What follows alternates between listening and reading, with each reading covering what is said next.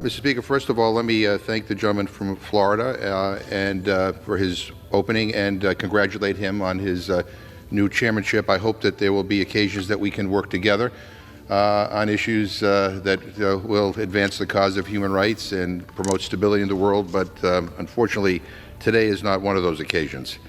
Mr. Speaker, of all the ways that Republicans have shown this country how messed up and backwards their priorities are, I have to say that this bill that we're debating today to sanction the International Criminal Court, the ICC, this really takes the cake. We have a natural disaster unfolding in California right this second as 100,000 people are fleeing a climate change-driven fire that's burning up entire neighborhoods. We have a gun violence epidemic as we see massacres in our school nearly every single day. Families are unable to make ends meet because they're being ripped off by billionaire corporations who don't care about anything but the bottom line. There's over 40 million hungry people in this country who don't know where their next meal is going to come from. 40 million hungry people in the richest country on earth. All those challenges, and this is what the out-of-touch, elitist, billionaire Republican Party wants to waste time on, sanctioning the ICC. I actually listened to people in my district, Mr. Speaker, and I asked them what they want Congress to work on. Not once, never ever have I heard them talk about sanctioning the ICC as one of their priorities. They talk about their bills. They talk about health care costs. The farmers in my district talk to me about climate change. They talk about global problems, but they don't talk about sanctioning the ICC. But Republicans think this is so very important, such an emergency, that we have to debate it during the first week of Congress. During Jimmy Carter's funeral, by the way, which is offensive considering his record on actually standing up for human rights, which is the opposite of what this bill does. No, don't worry about climate change, America, because the Republicans are going to sanction the janitors at the ICC. And while they're at it, they're going to rename the Gulf of Mexico. That's really going to help people pay bills and keep the lights on. All I can say, Mr. Speaker, is that this is not what America voted for.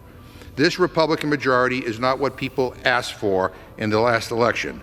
Maybe that's why Republicans lost multiple seats, because they keep bringing up lousy bills like this one. Nonetheless, let's talk about the matter at hand. Mr. Speaker, on October 7th, the October 7th terror attacks, Mr. Speaker, were unconscionable and unacceptable. The victims on that dark day were overwhelmingly civilians, 62 of whom are still being held illegally as hostages in unknown circumstances. And I would hope that every single member of this chamber would demand their immediate and unconditional release. It was an attack, I think, that rises to the level of war crimes and crimes against humanity. That is the reason that the International Criminal Court applied for arrest warrants against 3 Hamas leaders in May of 2024. Now, no one seemed to criticize the ICC for that decision. But now, Republicans want to sanction the ICC simply because they don't want the rules to apply to everyone. And I want to be very clear here, Mr. Speaker. Prime Minister Netanyahu has an absolute right to defend his people. But there is no international right to vengeance. And what we are seeing in Gaza is vengeance. I mean, where is our humanity? Have we just given up on the idea of human rights? At least 45,000 people have been killed in the war in Gaza, and I fear that number is much higher. 85% of the people there have been forcibly displaced, often repeatedly. Last September, a group of physicians estimated 62,000 had died of starvation. Hospitals, schools, mosques, churches, libraries, all destroyed. Food isn't getting in. Water is not getting in. Medicine is not getting in. And people are dying. Children are dying. Babies are dying. Some of them from the bombs, some from starvation, some from the cold.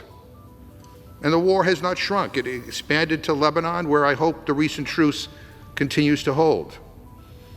Mr. Speaker, I have sharply critiqued my own government for our conduct when we have been at war, because right is right and wrong is wrong, no matter what side you're on. And what is going on in Gaza right now is wrong.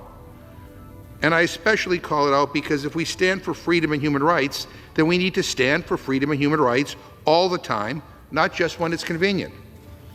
That's why the nations of the world set up the International Criminal Court in the first place.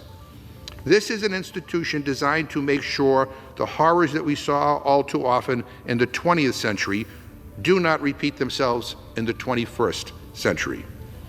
We have international humanitarian law to prevent this kind and this scale of destruction. And just because someone doesn't like the law doesn't mean they get to break the law.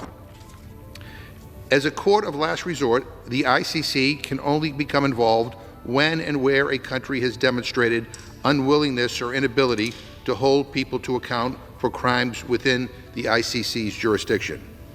When the warrants were issued, the ICC appealed to the Israeli courts to take up and investigate these charges under their own jurisdiction. There's still time for the Israeli courts to do that. In fact, my understanding is that the Israeli government is appealing these arrest warrants at the ICC. Ironically, these sanctions could actually undermine those efforts. Mr. Speaker, I want the United States and Israel to have an amazing relationship and friendship. But friendship means we tell the truth. It means we hold ourselves and our allies to the same high standards. And I understand why people want vengeance. I've been to the region that Hamas attacked. I've met with the families of hostages and the victims of October 7th, whose lives have been destroyed by what happened. Many, by the way, who are furious at Prime Minister Netanyahu for the way he has conducted this war and for his failure to bring home their loved ones. I have met with people in my district who have been deeply impacted by this horrific tragedy, including too many who are justifiably afraid about the rise of anti-Semitism in this country and around the world. And the overwhelming majority of this Congress, Mr. Speaker, has voted to support basically unlimited military assistance and offensive weapons to Mr. Netanyahu. But even if someone approves of that military assistance, they should vote against this bill. You know, I've long considered myself a friend of Israel. I've traveled there. I believe Israelis deserve security, they deserve peace, they deserve safety. But turning a blind eye to what is happening in Gaza and saying that all these civilian casualties are somehow okay, in my opinion, does not make Israel more safe. It makes Israel less safe, less secure.